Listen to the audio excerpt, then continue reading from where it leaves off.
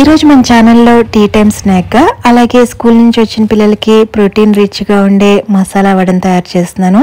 ఇది ఎంత టేస్టీగా ఉంటుందో తయారు చేయడం కూడా చాలా ఈజీ అండి. ఇంకా లేట్ చేయకుండా వీడియోని మొదలు పెట్టేద్దాం. దీనికోసం నేను ఇక్కడ 1 కప్పు వరకు పచ్చిశనగపప్పును తీసుకున్నాను. ఈ పప్పుని ఒకసారి శుభ్రంగా కడుక్కున్న తర్వాత వాటర్ వేసి 2-3 గంటల పాటు నానబెట్టుకోవాలి.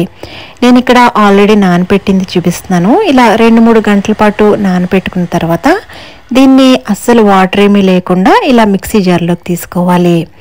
మీరు ఇక్కడ గుర్తుపెట్టుకోవాల్సింది ఏంటంటే ఇలా మిక్సీలో వేసేటప్పుడు కూడా అస్సలు వాటర్ పడకుండా వేసుకోవాలి. నేను ఇక్కడ మొత్తం పప్పు వేసేయకుండా ఇలా కొంచెం పప్పుని బౌల్లోనే ఉంచాను. ఇప్పుడు దీనిలోకి 1 ఇంచ్ వరకు చిన్నగా కట్ చేసిన అల్లం అలాగే 6-7 పొట్టు తీసిన వెల్లుల్లి వేసుకోండి. ఇప్పుడు దీన్ని అస్సలు వాటర్ వేయకుండా ఇలా బరకగా గ్రైండ్ చేసుకోవాలి. ఇలా గ్రైండ్ చేసుకున్న ఈ పప్పుని మనం ఏదైతే బౌల్ ఉందో ఆ బౌల్లోకి ట్రాన్స్ఫర్ చేసుకోండి. ఇప్పుడు దీనిలోకి సన్నగా కట్ చేసిన ఉల్లిపాయ 1 కప్పు వరకు వేసుకోండి. అలాగే రుచికి సరిపడా సాల్ట్ వేసుకోండి. అలాగే 1 టీ స్పూన్ ధనియాల పొడి, 1 టీ స్పూన్ కారం, 1 టీ స్పూన్ గరం మసాలా వేసుకోవాలి. ఇక్కడ నేను పచ్చిమిర్చి బదులు కారం వేసుకున్నాను. మీరు పచ్చిమిర్చి ఉంటే పచ్చిమిర్చి మాత్రమే వేసుకోండి. అలాగే సన్నగా కట్ చేసిన కరివేపాకు కూడా వేసుకుని ఇదంతా కూడా బాగా కలిసేటట్టు కలుపుకోండి. ఇలా కలుపుకున్న తర్వాత ఈ పిండిలో ఉన్న ఎక్స్ట్రా మాయిశ్చర్ని అబ్జర్వ్ చేసుకోవడం కోసం 1 టేబుల్ స్పూన్ వరకు శనగపిండి, 2 టేబుల్ స్పూన్ల వరకు బియ్యం పిండిని యాడ్ చేసుకోవాలి. మనం వేసిన ఈ ఫ్లోర్స్ కూడా బాగా కలిసేటట్టు కలుపుకోండి. ఇలా కలిపేటప్పుడు కూడా అస్సలు వాటర్ ఏమీ యాడ్ చేయకూడదు. చూస్తున్నారు కదా, ఈ పిండి కన్సిస్టెన్సీ ఈ విధంగా చక్కగా బైండ్ అవుతుంది. ఇప్పుడు మనకు కావాల్సిన సైజులో ఇలా బాల్ కింద చుట్టుకుని ఇక్కడ చూపిస్తున్నట్టు వడ కింద ఒత్తుకోవాలి. ఇలా వడ కింద చేసుకునేటప్పుడు మరీ లావుగా కాకుండా ఇక్కడ చూపిస్తున్నట్టు మీడియంగా ఉండేటట్టు ఒత్తుకోవాలి. అప్పుడే లోపల వరకు వేగి చాలా క్రిస్పీగా ఉంటుంది. ఇలా ఒత్తుకున్న ఈ వడని బాగా మరుగుతున్న ఆయిల్లో డిప్ చేసుకోవాలి. ఇక్కడ ఆయిల్ అనేది బాగా మరుగుతున్నదే ఉండాలి. అలాగే మనం వేసిన వెంటనే గరిటె పెట్టకుండా 2-3 నిమిషాలకు ఇది ప్యాన్ నుంచి సెపరేట్ అయిన తర్వాత అప్పుడు రెండో వైపుకి టర్న్ చేసుకోవాలి.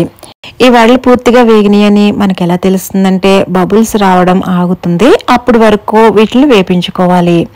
ఎప్పుడైతే బబుల్స్ రావడం చాలా వరకు తగ్గిపోతాయో అప్పుడు వీటిని ఆయిల్ నుంచి తీసుకుని పేపర్ నాప్కిన్ వేసిన ప్లేట్లోకి సర్వ్ చేసుకోవాలి. ఈ వడలన్నవి వేడివేడిగా తింటేనే చాలా బాగుంటాయండి. అలాగే టీ టైమ్ స్నాక్గా అయితే ఇవి బెస్ట్ కాంబినేషన్ అని చెప్పుకోవచ్చు. మరి ఇంకెందుకు ఆలస్యం, మీరు అస్సలు లేట్ చేయకుండా ఈ మసాలా వడను మీరు కూడా ట్రై చేసి మీకు ఎలా వచ్చిందో నాతో షేర్ చేసుకోండి. నేను ఇక్కడ ఒకటి విరిపి చూపిస్తున్నాను. అచ్చం బయట కొన్న దానిలాగానే చాలా చాలా టేస్టీగా ఉందండి. మీరు ఒకసారి ట్రై చేయండి, మీకు తప్పకుండా నచ్చుతుంది. నెక్స్ట్ రెసిపీ వచ్చేసి బ్రెడ్ హల్వా. చాలా త్వరగా క్విక్గా తయారు చేసుకోగలిగే ఈ బ్రెడ్ హల్వా ఎలా తయారు చేయాలో ఇప్పుడు చూసేద్దాం. నేను దీనికోసం 6 బ్రెడ్ స్లైసెస్ తీసుకున్నాను. ఈ బ్రెడ్ స్లైస్ తీసుకున్న బ్రౌన్ పార్ట్ ని మనం ఏం తీసేయని అవసరం లేదండి. ఇది కూడా మన రెసిపీలో వాడుకోవచ్చు. ఈ బ్రెడ్ స్లైసెస్ ని ఇలా స్క్వేర్ షేప్ వచ్చేటట్లు అన్ని కూడా కట్ చేసుకుని రెడీగా పక్కన పెట్టుకోవాలి. చూస్తున్నారు కదా, ఈ విధంగా స్క్వేర్ షేప్ వచ్చేటట్లు కట్ చేసుకోండి. ఇప్పుడు స్టవ్ మీద ప్యాన్ పెట్టుకుని దీంట్లోకి 1.5 టీ స్పూన్ వరకు నెయ్యి వేసుకోండి. ఈ నెయ్యి కరిగిన తర్వాత దీనిలోకి 2 టీ స్పూన్స్ చొప్పున జీడిపప్పు, బాదం పప్పు, అలాగే ఇవి కొంచెం వేగిన తర్వాత దీనిలోకి కిస్మిస్ను కూడా యాడ్ చేసుకోండి.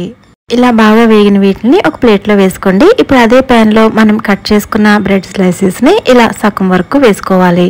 ఇప్పుడు దీనిలోకి 1 టీ స్పూన్ చొప్పున నెయ్యి వేసుకుని ఈ బ్రెడ్ స్లైసెస్ అన్నీ కూడా మంచి బ్రౌన్ కలర్ వచ్చేంత వరకు కూడా లో ఫ్లేమ్లో వేపించుకోవాలి. ఇలా వేపిస్తున్నప్పుడు నెయ్యి అంతా అయిపోయి డ్రైగా అనిపిస్తే ఇంకో టీ స్పూన్ వరకు నెయ్యి యాడ్ చేసుకోండి. ఈ బ్రెడ్ హల్వా రెసిపీకి ఆయిల్లో కూడా బ్రెడ్ని వేపిస్తుంటారు. అయితే అది అంత టేస్ట్ ఉండదండి. మనం నేతితో చేస్తేనే టేస్ట్ బాగుంటుంది. మంచి కలర్ వచ్చిన వీటిని ఒక ప్లేట్లో వేసుకోండి. ఇదే మాదిరిగా మిగతా బ్రెడ్ స్లైసెస్ అన్నిటిని కూడా మధ్య మధ్యలో నెయ్యి వేసుకుంటూ ఈ కలర్ వచ్చేంత వరకు కూడా వేపించుకోవాలి. చూస్తున్నారు కదా, ఇలా మంచిగా వేగిన వీటిని పక్కన పెట్టి ఇప్పుడు అదే కడాయిలో 1 కప్పు వరకు నీళ్లు వేసుకోండి. ఈ నీటిలో 1/2 కప్పు వరకు పంచదార వేసుకోండి. పంచదార పూర్తిగా కరిగి ఇది మరగడం స్టార్ట్ అయ్యాక దీనిలోకి 1/2 టీ స్పూన్ వరకు ఇలాచీ పౌడర్ వేయండి. అలాగే నేను స్పెషల్ ఇంగ్రీడియంట్ అన్నాను కదా, ఇదేనండి మిల్క్ పౌడర్. 2 టేబుల్ స్పూన్స్ చొప్పున మిల్క్ పౌడర్ యాడ్ చేయండి. ఈ మిల్క్ పౌడర్ వేయడం వల్ల టేస్ట్ అనేది చాలా చాలా బాగుంటుంది. ఇప్పుడు మనం వేపించుకునే బ్రెడ్ స్లైసెస్ అన్ని కూడా దీంట్లో యాడ్ చేయండి.